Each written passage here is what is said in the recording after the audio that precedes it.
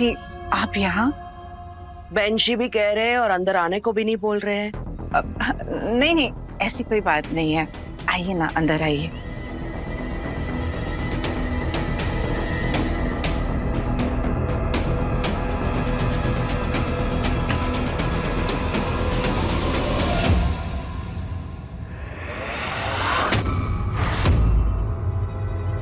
ये क्या है?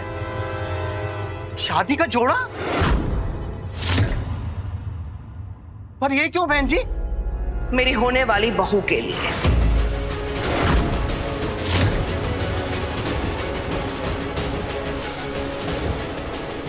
कल विधान और निधि की शादी है।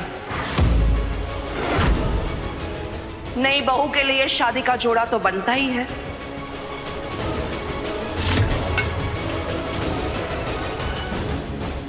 देखिए, मैं बिना किसी लाग लपेट के अपने दिल की बात कहना चाहती हूँ।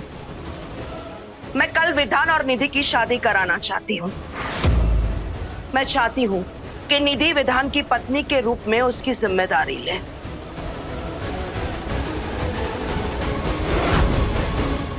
ये क्या कह रही हैं आप? ठीक ही कह रही हूँ भाई साहब। आपकी बड़ी बेटी की वजह से पूरा समाज हम पर थू थू कर रहा है। चलो, ये तो मैं बर्दाश्त भी कर लूं, लेकिन अपने बेटे का रोता हुआ चेहरा मैं नहीं देख सकती हूँ। 3 महीने से वो विधि की वजह से तिल तिल के मर रहा है। वो उसे ऐसी चोट देकर गई है कि जो भरने का नाम ही नहीं ले रही है। अब उस चोट पर मरहम लगाने की जिम्मेदारी उसी की बहन की है। मैंने अपने हिस्से की कोशिश कर ली है। अब बारी आप लोगों की है। आपके घर की बेटी ने मेरे बेटे का घर उजाड़ा, तो अब आप ही की बेटी को उसका घर वापस से बसाना होगा। कल हमारे घर पर दोनों की शादी होगी। निधि से कह दीजिएगा कि ये जोड़ा पहनकर तैयार रहे और आप लोग भी हमारे घर आ जाना। बहन जी, एक बार निधि बिटिया से पूछ लेते ना हम। पूछ लेते? क्यों पूछ लूं मैं निधि से? अरे वो जो मजे की जिंदगी जी रही है ना, वो सांसें मैंने उसको उधार दी है। याद है ना आपको? मैंने बचाया है उसको। अरे कायदे से उसको मेरे पैर धोकर पीने चाहिए। मैं तो फिर भी इज्जत से विधान की बीवी बनाने की बात कर रही हूँ। हमारे परिवार ने आप लोगों पर बहुत एहसान किए हैं। अब वक्त आ चुका है उसको चुकाने का। और आप ऐसी मातम जैसे शक्ल बना के क्यों खड़ी है? अरे आपको तो खुशी से पागल हो जाना चाहिए कि तकदीर ने आपको दोबारा आसमान में उड़ने का मौका दिया है। वापस से इतने बड़े घर में रिश्ता हो रहा है आपकी बेटी का। मेरे पास समय बहुत कम है।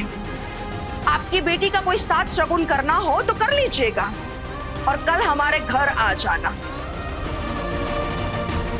बाकी की बातें शादी के बाद हो।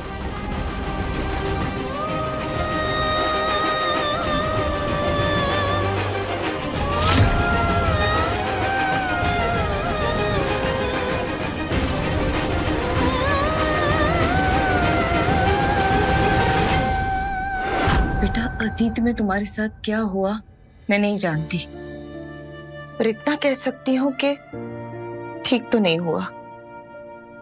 इस हादसे के पीछे कुछ तो ऐसा है जिससे तुम बुरी तरह से सहम गई हो। मैंने तुम्हें इतने दिन हॉस्पिटल में देखा है, बेहोशी में भी रह रहकर तुम कांप जाती थी।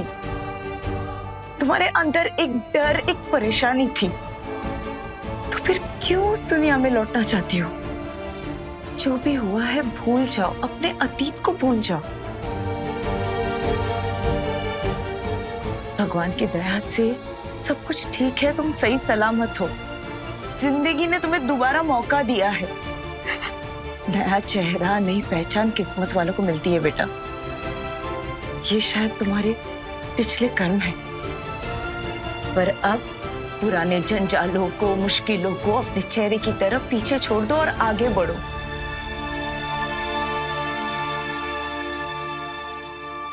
मैंने तुम्हें नया चेहरा दिया है, अब तुम्हें नया नाम देना चाहती हूँ जो तुम्हारी नई पहचान बनेगी।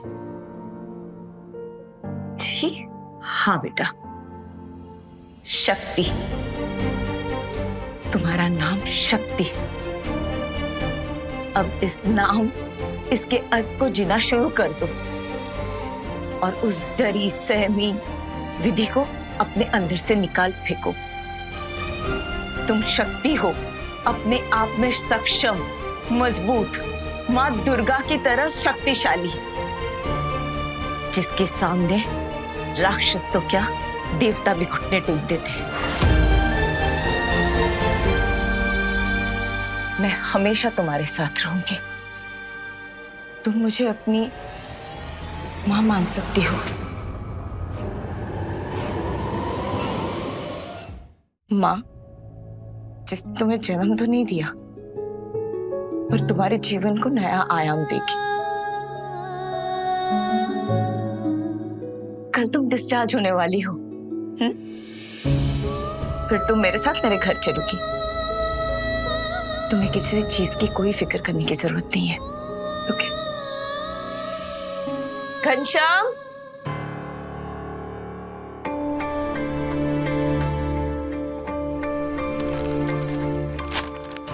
मैं तुम्हारे लिए कुछ कपड़े लाई हूं।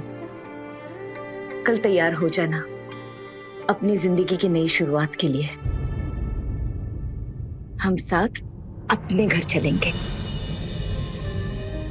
अब मैं चलूं?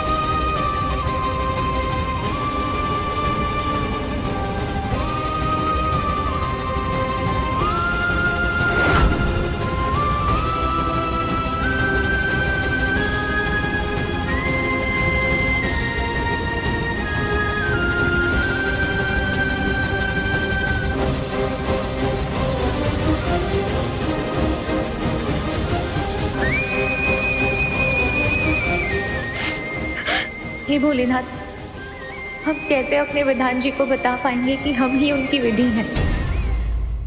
सनम मेरे हमरा रात 10 बजे तन्वी टीवी पर।